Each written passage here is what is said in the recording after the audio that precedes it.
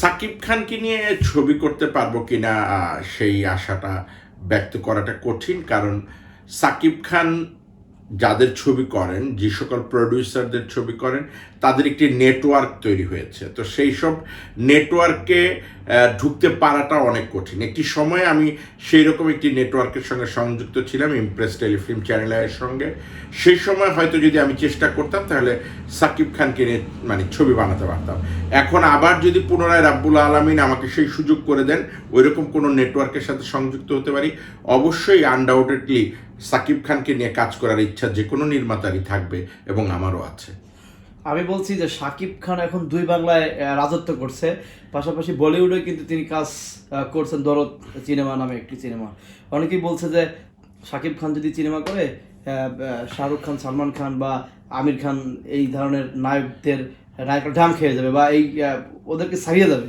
এই ধরনের আসলে দেখেন, ভক্তরা যা কিছু বলতে পারে। ধরেন সাকিব খানের ভক্ত বা কোনো অভিনেতার যখন কেউ ভক্ত, যখন সালমানের ভক্তরা কথা বলে তখন বলে যে সালমানের উপরে কোনো নায়ক নাই, আমির খান কি, আমিন খান কি, অথবা ধরেন হচ্ছে গিয়ে অন্যান্য হিরোরা কি।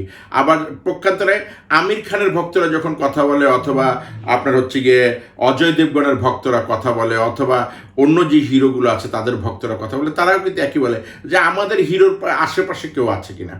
আসলে কোনো হিরোর জায়গা দখল করতে পারে না। প্রত্যেকটা হিরোরই একটি জায়গা থাকে। আপনি দেখবেন যে তামিলের যেই কথা সব ছবির অঞ্চলে বলা হয়, সেখানে কিন্তু এক একটা হিরোর চেয়ে কম না।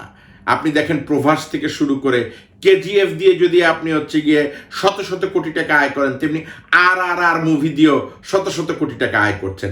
আবার ওইখানে ডিরেক্টররাও অনেক স্টার, যে আপনি মণিরত্নমের ছবি অথবা সেরকম কোনো ডিরেক্টরের ছবি যখন করবেন, সেটাও শত কোটি টাকার ঘর পার করে যাচ্ছে। তো সো দ্যাট এগুলা আসলে ভক্তরা তৈরি করে, এসব কথার কোনো ভিত্তি নাই। আপনি হিরো আলমের সাথে অনেকদিন ধরে কাজ করেন, অনেকগুলো সিনেমাও কাজ করেছেন একসাথে।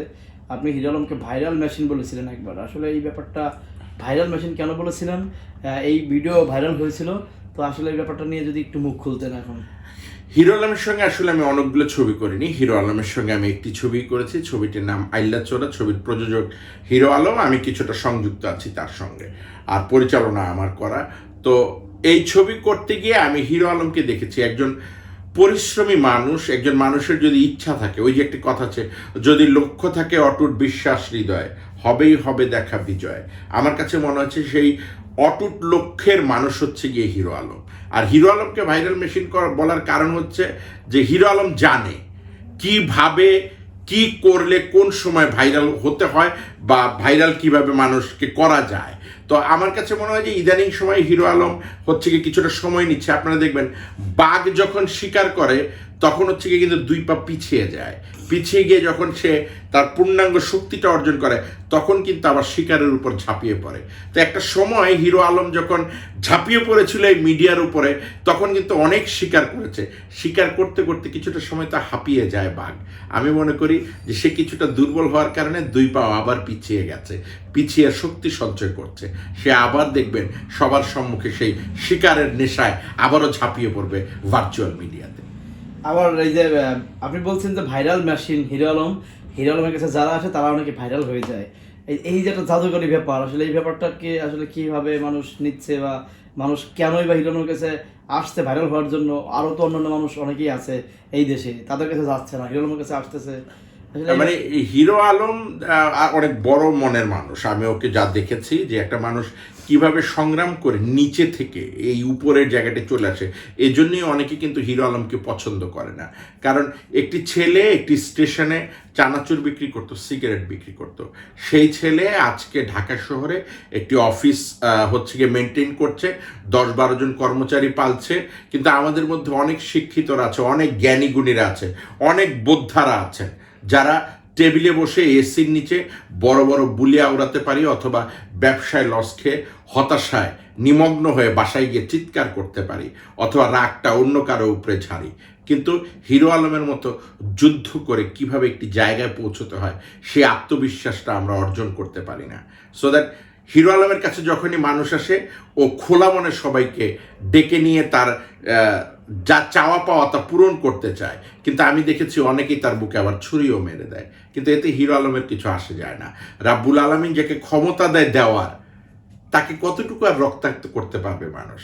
সে তো দিয়েই যাবে, কারণ ক্ষমতাটা তো রাব্বুল আলামিনের দেওয়া। আগে যেভাবে হিরো আলম একটা সোশ্যাল মিডিয়া অ্যাক্টিভ ছিল, এখন তাকে মোটে দেখাই যাচ্ছে না। আসলে সে কেন দেখা যাচ্ছে না, আপনার কি মনে হয়? ওই যে আমি একটু আগে বললাম যে বাঘ শিকার করার আগে 2 পা পিছিয়ে যায়, তারপর শক্তি সঞ্চয় করে ঝাঁপিয়ে পড়ে। আমার মনে হয় হিরো আলম শক্তি সঞ্চয় করছে। তার মানে কি আপনি বলতে চাচ্ছেন যে এরপর আসলে খুব ভালোভাবে সে কামব্যাক করতেছে? ইনশাল্লাহ, আমার এটা দৃঢ় বিশ্বাস আলমের প্রতি, যে সে কিছু মানুষকে উত্তর দিবে রুচির, কিছু মানুষ আছে যারা ওই যে জলে আর কি, যে অ্যালার্জি আছে, হিরো আলম অ্যালার্জি, তাদেরকে উত্তর দিবে ভালো কিছু কাজ দিয়ে, পাশাপাশি তার জায়গাটিকেও অন্যভাবে সে মজবুত করবে, অতীতের যত ভুল ভ্রান্তি আছে সেগুলো দূর করে।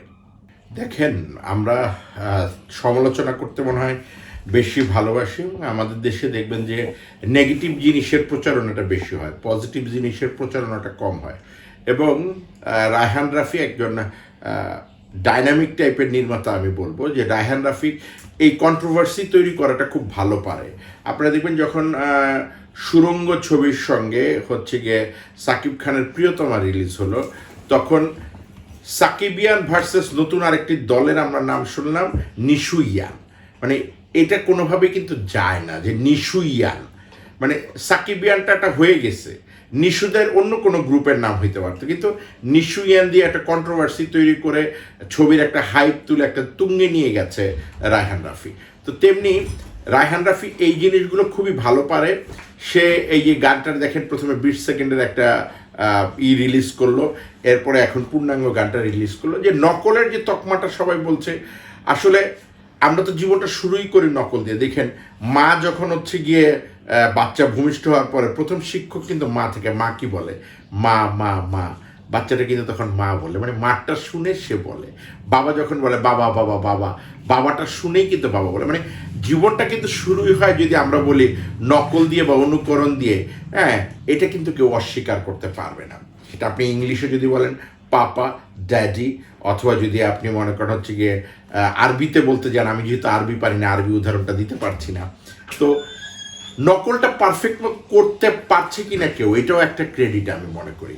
দেখেন, এই গানটার শুরুটা হচ্ছে গিয়ে আমার ঘুম ভাঙাইয়া গেল গো মরার কোকিলে। অনেকে দেখবেন আবার একটা রিসেন্টলি গানের সাথে মিল দিতে চাচ্ছে জামালে জামালে জামালে কদু, কিন্তু মূলত আসলে আমার ঘুম ভাঙাইয়া গেল রে মরার কোকিল থেকে আরও বেশ কয়েকটি গান সিরিয়ালি হচ্ছে গিয়ে এই সুরে নকল হয়েছে। লাস্টলি প্রীতম হাসান এটা কিন্তু তারা নকল বলছে না, তারা বলছে রিমিক্স। তো আমি মনে করি যে রিমিক্স যদি ভালো হয়, করতে পারে, অবশ্যই এটা প্রশংসনীয় উদ্যোগ, এখানে নকলের কিছু নাই।